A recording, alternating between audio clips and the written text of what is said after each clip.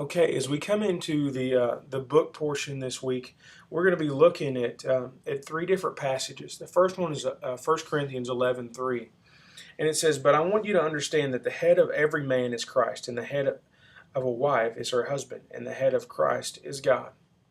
Now, many times people will look at a passage like this from a worldly perspective, and the only thing they see or the only thing they hear is the head of a wife is her husband. And they think about how oppressive that sounds and how that why should I have to submit to him? He's fallible just like I am, and there's this almost rebellion against it because it feels like somebody is being held down. But as we look in this passage, we can see that there are two others in the passage that are under authority, it's supposed to be that are in submission to a greater authority than themselves. The the first one, the head of every man is Christ. See that man in the relationship, that man in the marriage, does not get to set the rules. They're not the ones that gets to say, this is the way it's going to be. You are going to do exactly what I say, and because that's authoritarian, that is a dictator. Well, that's not what Christ has set up, because even Christ himself, who is our example, was under the authority of God the Father.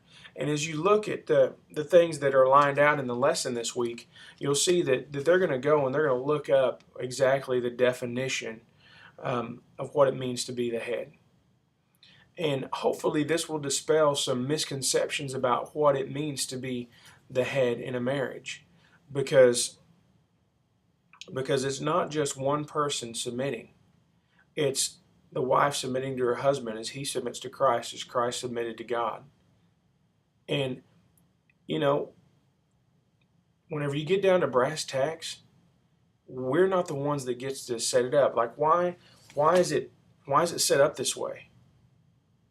Well, because that's the way God intended it, and it's for a bigger purpose than what we have.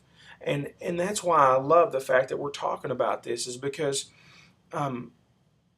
generally giving somebody the background and the understanding of why something is the way it is helps them to realize that they live for a greater purpose, which is exactly what this lesson is talking about. There's a greater purpose involved here than just the husband and wife relationship. And so as we look at that one particularly, there's questions that we've got. Who is the head of, who is every man's head, who is a wife's head, and who is Christ's head? Because those three things let them see that it's about something bigger, and that the woman in the relationship is not just the one that has to be submissive, that has a head over them. Every human being on the planet has an authority greater than them and has a head that they are to submit to. So basically, out of that passage, that's what we're looking for this week. I am pretty excited about this week's lesson, just because, I spoke about it Wednesday night at Echo, just to kind of give an introduction to the topic. But I think this lesson is so crucial because our students see many times the inappropriate picture of what marriage is, and how submission works inside the marriage, and what the purpose of submission is in a marriage. Like, they just don't get any of that because they never hardly ever see it on a daily basis. And even in what I would consider Christian homes, there's probably either some incorrect or non-existent teaching on this subject. And so it's very important that we make sure they understand it, because as I said Wednesday night, the divorce rate among Christian people is now higher than it is in the world. So inside the church, the divorce rate is higher than that outside the church. That is tragic, and it should not be. And so as we move into this lesson, just understand how vital it is that they get this, And, it's going to be kind of drinking from a fire hose, because there's absolutely going to be no way we can communicate all of the things that we need to communicate about marriage in 1 week's lesson. But as you can see, the thing that's been really pulled out of this lesson is to see the wisdom of headship as God has set it up, and the purpose of it in a marriage, and what it's supposed to point to. So, as we begin this week's lesson, we're gonna look at the hook, and you can basically just start out by asking them the questions and seeing where it goes. How important is your head? And I don't think you need to start out by just saying we're going to study about marriage this week. Like, I think you start by just asking these questions, because if you start by saying we're going to look at marriage this week, then they've already got a context on where this is going, and kind of it's leading them to give you an answer that they think you want to hear. So just begin with those lessons. How important is your head? Obviously, none of us can live without it.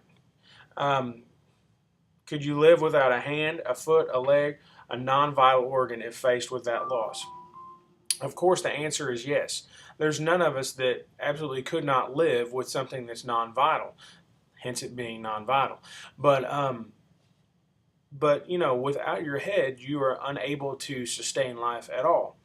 And so now the third question is, could you live without your head? No. Could your head live without your body? No.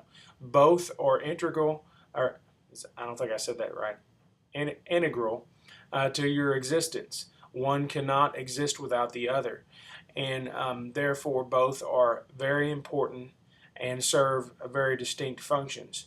And as we begin to look at marriage this week, you can use those questions just to lead into it, and it may go through a lengthy discussion. It may be a very brief discussion, but at least it will get them thinking outside of the context of what we're talking about.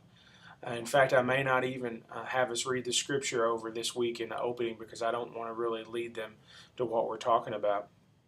But just get them talking about how important it is, because I believe even in our body, God has given us the illustration here of how important this biblical principle is, even in the physical, by using this as an example of, if I cut your head off, could you still live?